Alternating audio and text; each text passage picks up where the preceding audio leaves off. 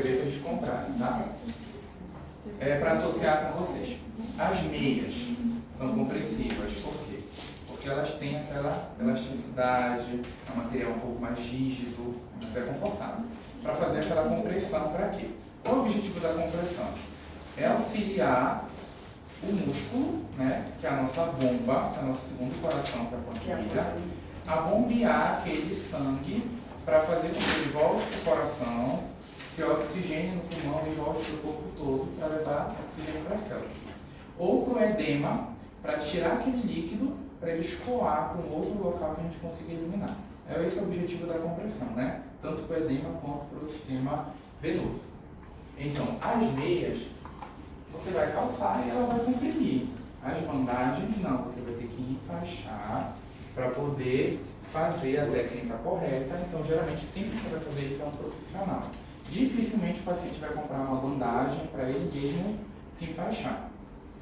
Para vocês entenderem a diferença de uma para outra, a gente tem bandagens de curto estiramento ou bandagens inelástica, e a gente vai ter as bandagens de longo estiramento ou bandagens elásticas. Qual é a diferença das duas? Uma vai ter elastano e a outra não. A Rosedal K, ela é uma bandagem inelástica porque ela é composta 100% de algodão. Ela não tem elastano. Então ela é uma bandagem que tu consegue fazer um estiramento, mas ela não estira tanto. Você vê que você estira ela, porque ela faz uma compressão compreensiva. O que é isso? Ela contém o membro, ela segura o membro, ela prende o membro. Então toda vez que o paciente caminha, o músculo faz o quê? Contrai, não é isso? Então quando o músculo tenta contrair, que ele se choca com ela, a gente chama de pressão de trabalho, que é o músculo tentando, forçando ali, empurrando ela. Quando ela está, a gente está quietinho, como você está, o músculo está contraindo? Não. Isso a gente chama de pressão de repouso. Então, por ela não ter elastano, ela ser 100% de algodão, ela vai ter sempre uma pressão alta de trabalho e uma pressão baixa de repouso. Então, essas bandagens, o paciente dorme, ficam 2 dias, 3 dias, 7 dias, até trocar e enfaixar novamente, tá? Porque elas têm uma pressão baixa de repouso, então ela só contém o membro quando está em repouso. E quando ele tenta expandir, ela tem uma pressão alta, aí se aumenta a pressão ali. Ela é lavável, então o paciente compra, ele não joga fora, ele vai lavar e usar ela por até 50 vezes. Porém, a lavagem tem que ter todo o cuidado.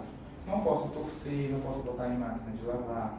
Quando for para secar, eu tenho que botar para secar em cima de uma toalha, só dando leve, apertos para tirar o excesso da água. Não posso passar no ferro, para não desgastar o material ou não romper. Porque as bandagens, elas não têm costura.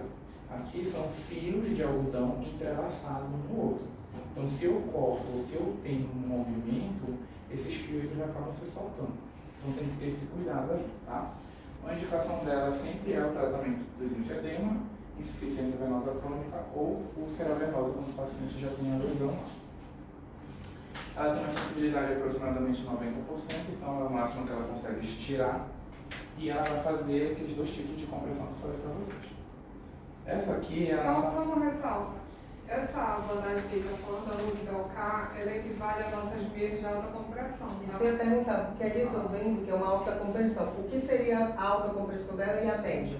Porque hoje nós temos na loja uma linha que ela é muito bem aceita no mercado, que talvez vocês conheçam, que é a Power. Ela é muito bem aceita, a atadura é compreensiva, principalmente para quem está tirando vasinhos que precisam fazer enfaixamento. Eles não as colocam, eles vêm comprar, independente de receita, para levar para o profissional que vai fazer esse procedimento estético para envolvê-las. Aí eu pergunto para vocês, nessa linha, elas vêm a média compressão e vem dizendo 20, 30. Sim. Aí a gente geralmente vende a 10 por 15 essa daqui, a nossa e a 10 por Rosedal, 10.